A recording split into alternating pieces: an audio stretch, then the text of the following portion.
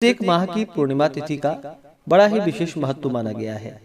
इसी प्रकार से फाल्गुन पूर्णिमा तिथि का एक अपना विशेष महत्व है। पूर्णिमा तिथि के दिन गंगा स्नान करना, दान पुण्यों का कार्य करना, भगवान विष्णु, माता लक्ष्मी, भगवान शिव का पूजन करना, इन सबों का विशेष महत्व होता है। वहीं पे फाल्गुन पूर्णिमा के दिन जो कि होलिका दहन किया जाता है। फाल्गुन पूर्णिमा के दिन जो कि और भी अन्य प्रकार के व्रत भी धारण किए जाते हैं, जैसे कि फाल्गुनी पूर्णिमा व्रत, व्रत द्वयी पूर्णिमा व्रत, फाल्गुन्याम पूर्वा फाल्गुनी व्रत, अशोक व्रत, लक्ष्मी नारायण व्रत, कुर्च व्रत, पृथक पृथक तीर्थ क्षेत्रीय व्रत और होलिका दहन, इन सबको जो कि फाल्गुन पूर्णिमा तिथि के दिन ही मनाया जाता है। फाल्गुन पूर्णिमा तिथि के दिन जो होलिका दहन किया जाता है, होलिका दहन में बतलाया गया है भद्रायाम द्वेन कर्तव्ये श्रावणी फाल्गुनी तथा। इस प्रकार से भद्रा के समय में जो कि श्रावणी, रक्षाबंधन और होलिका दहन ये दोनों नहीं करनी चाहिए, और होलिका दहन में जो कि भद्रा में, प्रतिपदा तिथि में, चतुर्दशी तिथि में, इन सबों में होलिका दहन नहीं किया जाता है। इस बात का ध्यान रखा जाता है। तो आइए जानते हैं पूर्णिमा तिथि के शुभ मुहूर्त के बारे में, और फिर जानेंगे गंगा स्नान, दान पुण्यों का कार्य और होलिका दहन कब करना है। पूर्णिमा तिथि प्रारंभ समय जो कि 24 मार्च 2024 दिन रविवार सुबह 9:57 और पूर्णिमा तिथि की जो समाप्ति है वह 25 मार्च 2024 दिन सोमवार को दोपहर 12:31 पे पूर्णिमा तिथि की समाप्ति है। पूर्णिमा का व्रत जो धारण किया जाता है इसे चंद्रोदय व्यापनी ली जाती है। तो चंद्रोदय व्यापनी के अनुसार जो भी पूर्णिमा का व्रत धारण करने वाले हैं वो सभी 24 मार्च 2024 दिन रविवार को पूर्णिमा का व्रत धारण करेंगे।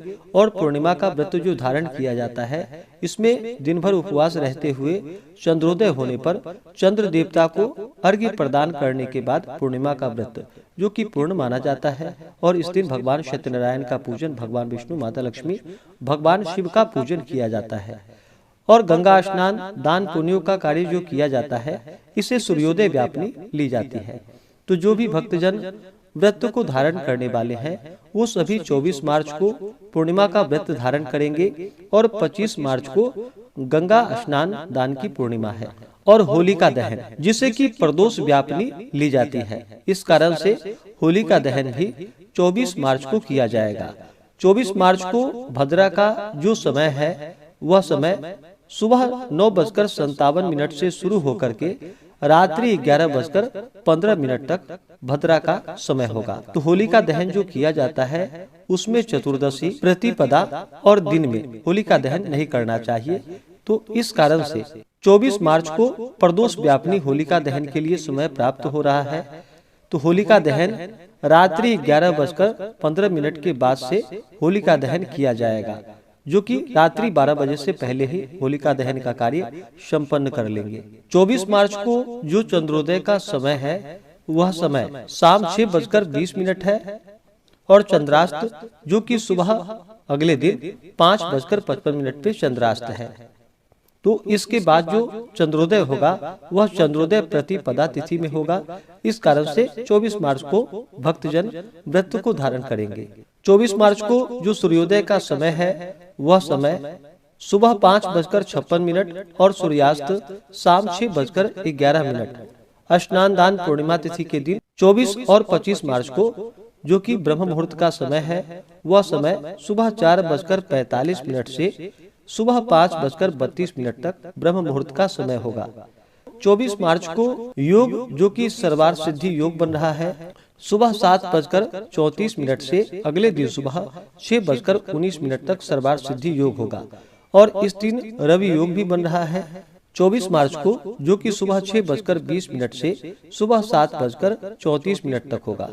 नक्षत्र जो कि पूर्वा फाल्गुनी नक्षत्र सुबह 7:34 तक, उसके बाद उत्तरा फाल्गुनी नक्षत्र। राहु काल का जो समय है 24 मार्च को वह समय शाम 4:11 से शाम 6:11 तक, और 25 मार्च को सुबह 7:28 से सुबह 9 बजे तक राहु काल का समय होगा। तो होलिका दहन जो कि 24 मार्च को किया जाएगा, 25 मार्च को स्नान दान। होलिका दहन और व्रत की पूर्णिमा 24 मार्च को है और 25 मार्च को स्नान दान की पूर्णिमा है। 25 मार्च को काशी में होली है और 25 मार्च को सायंकाल काशी में चतुष्षष्ठी योगिनी यात्रा दर्शन पूजन आदि का कार्य किया जाएगा और डोल यात्रा निकाला जाएगा। और इस दिन जो कि श्री चैतन्य महाप्रभु जयंती है।